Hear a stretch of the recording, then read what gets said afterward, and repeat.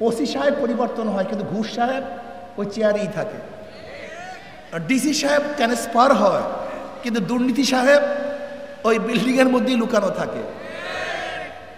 এর কারণটা কি? মাদার গাছ লাগিয়ে আমে আশা করা যায় না। আমাদের শায়খ মুর্শিদ নব্বরুল্লাহ মারকাদা বলেছেন, মাদার গাছ লাগিয়ে আমের আশা করা চোরের মাধ্যমে চুরি বন্ধ হয় না, ডাকাতির মাধ্যমে ডাকাতি বন্ধ হওয়া সম্ভব না, দুর্নীতিবাজ কোনোদিন দুর্নীতি বন্ধ করতে পারে না। আপনারা এর পরিবর্তে বির পরিবর্তে সির পরিবর্তে ই বসাবেন, অথচ নীতি ও আদর্শ পরিবর্তন করবেন না। জীবনভর আন্দোলন কর্ম সংগ্রাম করবেন কিন্তু আপনার উদ্দেশ্য বাস্তবায়ন হবে না। এই জন্য আমাদের শায়খ মুর্শিদ নব্বরুল্লাহ মারকাদা স্পষ্ট বলেছেন, শুধু নেতা নয়, নীতির পরিবর্তন চাই। শুধু নেতা পরিবর্তন করলে হবে না, নীতির পরিবর্তন চাই। আল্লাহ পাক নিজেই বলেছেন, কু আনফুসাকুম ওয়া আহলিকুম নার, নিজে আগে বাঁচো তারপর সমাজকে বাঁচাও, আহালকে বাঁচাও। তুমি নিজে আগে ভালো হও তারপর ভালো বানাবার চেষ্টা করো। আপনার নেতাকে সবচেয়ে বড় লুচ্চা, আপনি কাকে নেতা মানছেন? সবচেয়ে বড় ডাকাত। আপনি কাকে নেতা মানছেন যে সবসময় মদ পান করে ভূত হয়ে পড়ে থাকে? আপনি কাকে নেতা মেনেছেন যার হাতের মধ্যে খুনের রক্ত? আপনি কাকে নেতা মেনেছেন যে জালেম, অত্যাচারী, লুটেরা, দুর্নীতিবাজ? এরকম দুর্নীতিবাজ, খুনি, ডাকাত নেতাদেরকে যতবার ক্ষমতায় বসাবেন দুর্নীতি বন্ধ হবে না, হতে পারে না, হবে না। এর জন্য আমরা মনে করি শুধু নেতা নয়, নীতির পরিবর্তন চাই। শুধু নেতা নয়, নীতির পরিবর্তন চাই। কুয়ার মধ্যে আপনি মুদ্রার রেখে যতই পানি শেষ করেন না কেন, পানি পবিত্র হবে না। নেতৃত্বের মধ্যে মুদ্রার বরফ, গুন্ডা, বদমাশ, খুনি, ডাকাত এবং ধর্ষকদের বসিয়ে আপনি একটা আদর্শবান রাষ্ট্র কায়েম করতে চান, দুর্নীতিমুক্ত রাষ্ট্র কায়েম করতে চান, মরিচিকার মধ্যে পানি সংগ্রহ করা যেমন অসম্ভব, ওই দুর্নীতিবাজের মাধ্যমে দুর্নীতিহীন রাষ্ট্র স্থাপন করা এইভাবেই অসম্ভব। এটা কোনদিন সম্ভব না। আপনি কি জানেন ইসলাম হুকুমাত হলে কি হবে? আপনি জানেন?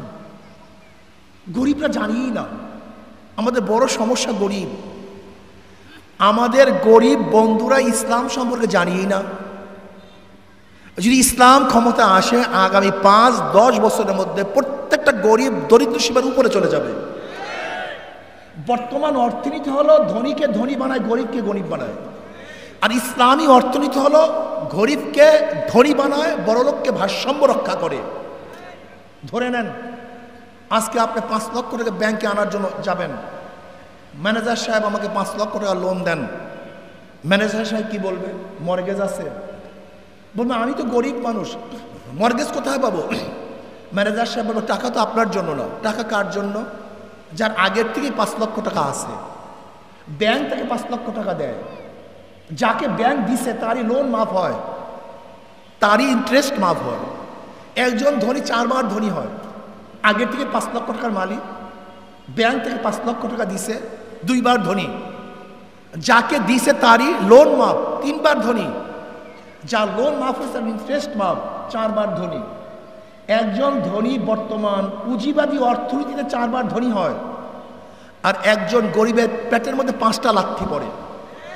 আগের থেকে 5 লক্ষ টাকা ছিল না, 1 লাথি। ব্যাংক তাকে 5 লক্ষ টাকা দেয় নাই, 2 লাথি। তার ঋণ মাফ হয় নাই, 3 লাথি। তার ইন্টারেস্ট মাফ হয় না, 4 লাথি। আর যেই বড় লোকের লোন মাফ করা হয়েছে, ওই টাকাগুলো যদি বাংলাদেশ ব্যাংকে থাকতো, আমি বাংলাদেশের নাগরিক হিসেবে সেই টাকারও একটা মালিক ছিলাম। বড়লোককে মাফ করার কারণে আমার পেটের মধ্যে, গরিবের পেটের মধ্যে 1 লাথি।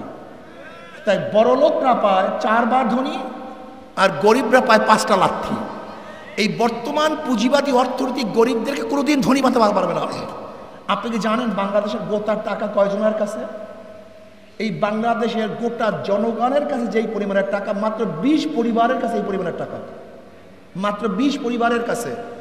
এই যে বাংলাদেশের যত মানুষ দেখেন, এই পরিমাণের টাকা, সমস্ত মানুষের কাছে এই পরিমাণের টাকা, মাত্র 20 পরিবারের কাছে সেই পরিমাণের টাকা আছে। আপনি কি জানেন বিগত 16 বছরে কত টাকা শুধু বিদেশ পাচার হয়েছে? 28 লক্ষ কোটি টাকা। কত লক্ষ কোটি টাকা? 28 লক্ষ কোটি টাকা শুধু বিদেশ পাচার হয়েছে। বাংলাদেশের এক বছরে বাজেট 7 লক্ষ কোটি, আর বিদেশে পাচার হয়ে গেছে 28 লক্ষ কোটি টাকা। আপনি দেখেছেন তৎকালীন সময় তথ্যমন্ত্রী একটা বক্তব্য দিয়েছিলেন। কি বক্তব্য? যে বাজেট করি গ্রামের জন্য 100 টাকা, গ্রামে পৌঁছে 10 টাকা আর 90 টাকা চুরি হয়ে যায়। আপনার রিপোর্টে দেখেছেন বরাদ্দ হয় 100 টাকা, 30 টাকার কাজ হয়, 70 টাকা চুরি হয়। আমাকে অনেকেই প্রশ্ন করেছে ইসলামী হুকুমাত হলে কি হবে। আমি বললাম এক কথা বলবো না ব্যাখ্যা দিয়ে বলবো? বলে এক কথা বললেই ভালো হয়। আমি বলবো ইসলামী হুকুমাত হলে এখন যেই বরাদ্দে যেই কাজ হয় তার সে 100 গুণ 70 গুণ কাজ বেড়ে যাবে।